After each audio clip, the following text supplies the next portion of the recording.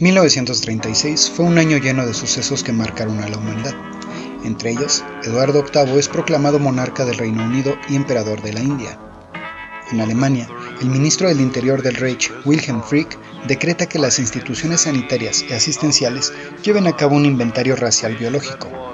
En México, el Diario Oficial de la Federación publica el decreto presidencial del general Lázaro Cárdenas del Río, donde se ordena la creación del Instituto Politécnico Nacional.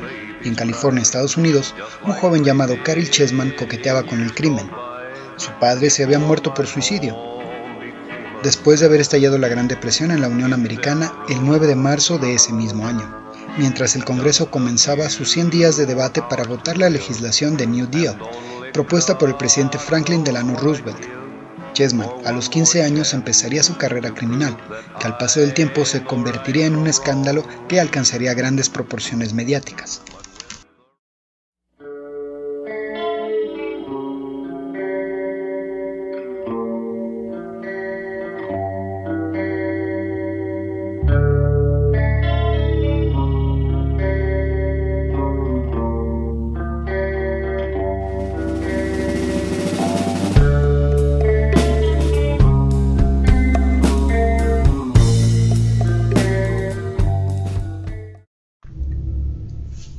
Chessman, a los 15 años de edad, empezó a robar comida para sostener a su familia. Después de la muerte de su padre, a los 27 años ya se encontraba en libertad condicional. En 1948 se señaló a Caryl Chessman como el autor de una serie de crímenes vinculados al bandido de la luz roja. El bandido contaba con un modus operandi que le daba la oportunidad de poder acercarse a sus víctimas, que por lo regular se trataba de parejas jóvenes. Se acercaba a ellos con total impunidad, pues llevaba encendida una luz roja en el toldo de su auto. Con esto lograba confundir a las potenciales víctimas al pensar que se trataba de un vehículo oficial de la policía. Los jóvenes se veían sorprendidos por un hombre que se acercaba mientras los amagaba con un arma de fuego, los robaba, violaba a las mujeres y después los asesinaba. A Chessman se le imputaron 17 cargos de robo, violación y rapto. Fue enviado al corredor de la muerte en una de las prisiones más peligrosas del mundo, San Quintín, donde estuvo recluido en la celda 2455. Durante 12 años, presentó su apelación 42 veces ante varios tribunales, tanto federales como estatales, e incluyendo también a la Suprema Corte de Justicia de los Estados Unidos. Chessman permaneció en el corredor de la muerte durante 12 largos años. Mientras tanto, estudió Derecho, francés y latín. También escribió 4 best-sellers, los que le proporcionaron los medios económicos que le ayudaron a financiar su campaña para evitar la pena de muerte. Caryl Chessman se defendía a sí mismo en los juicios, alegaba que su confesión fue extraída a base de tortura. El juicio se llevó a cabo entre inconsistencias y quizás uno de los errores de Chessman fue el de representarse a sí mismo en la corte. Durante el proceso, la taquígrafa de la corte falleció, cuando 1/3 del procedimiento legal había sido transcrito. Los otros 2/3 que faltaban fueron realizados por un familiar del abogado acusador. Este familiar era un alcohólico crónico y se supo que hizo algunos cambios indiscriminados. Se sabe que esta persona no era capaz ni siquiera de interpretar su propia letra manuscrita en la lectura final. Caryl Chessman estuvo condenado a morir en la cámara de gas en 9 ocasiones distintas, pero siempre se suspendía la ejecución. Caryl siempre alegó y aseguró que nunca había matado a nadie y que el verdadero asesino era otra persona. Las descripciones físicas de sus víctimas no correspondían a él.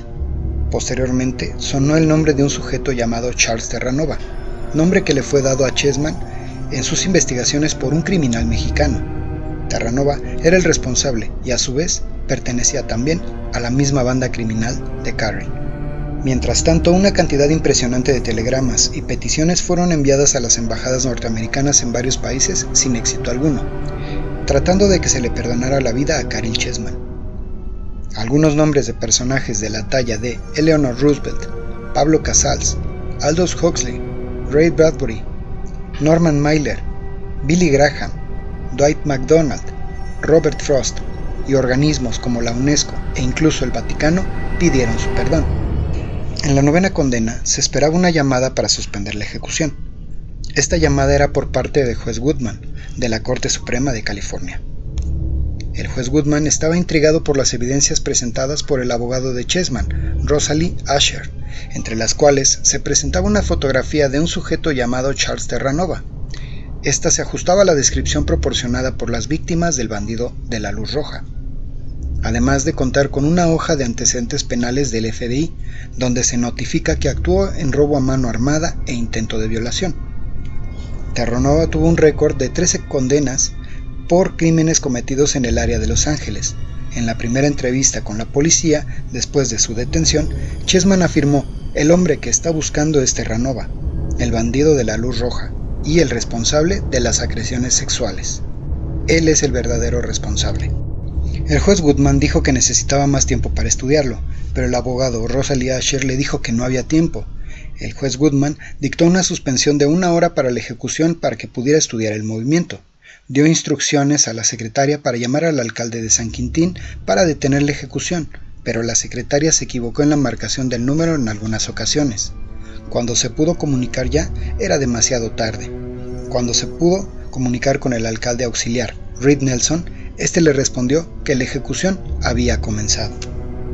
En mayo de 1960, Caryl Chessman fue conducido a la cámara de gas para aplicarle la pena de muerte por sus crímenes. Él se sentó y abrió la boca y aspiró profundo, mientras los gránulos de cianuro caían en el ácido sulfúrico. Los gases mortales ascendían a la boca y nariz del condenado. Tardó 8 minutos en morir. La condena de muerte estuvo fundada en la ley Lindbergh, en donde se dictó la pena de muerte para los autores de rapto, a raíz del secuestro y asesinato del pequeño hijo del famoso aviador norteamericano Charles Lindbergh. Después de la muerte de Chessman, la policía fue tras Charles Terranova, quien se suicidó ahorcándose con su propio cinturón. Fue encontrado muerto en una estación de tren. Al menos en 28 estados de la Unión Americana, la pena de muerte se encuentra suprimida, mas no abolida, desde 1976. Para el organismo conocido como Amnistía Internacional, la pena de muerte es cruel, inhumana y degradante. Amnistía Internacional se opone a la pena de muerte en todos los casos, independientemente de la culpabilidad o la inocencia de quien sea la persona acusada, del delito o del método utilizado para la ejecución. La muerte por cámara de gas es un método utilizado para causar la muerte a animales y personas. Es una estructura cerrada herméticamente donde se coloca un ácido clorhídrico. El verdugo dejará caer las cápsulas de cianuro, y es entonces cuando se libera el gas mortal. El sujeto muere después de un terrible episodio de agonía. Caryl Chessman mencionó lo siguiente: "En mi existencia fui culpable de muchos delitos, pero no de aquellos por los que se me ha arrebatado la vida. Ahora que el Estado se ha tomado su venganza, me gustaría preguntarle al mundo, ¿qué ha ganado con ello? En una tierra de doble moral, lo que es lícito para Júpiter no es lícito para todos. Se puede entrever el concepto de que las normas no son equitativamente aplicadas en todos los casos. Las reglas más flexibles son para la élite y cada vez las reglas más duras son para la masa". Gracias por ver. L'imparable ne fait pas du rap, c'est juste une claque verbale révolutionnaire. Ouais, l'imparable ne veut pas ton fric qui le crame. L'imparable no tiene miedo del plan, ma parole. L'imparable ne fait pas du rap, c'est juste une claque verbale révolutionnaire. Ouais, l'imparable ne veut pas ton fric qui le crame. L'imparable no tiene miedo del plan, ma parole.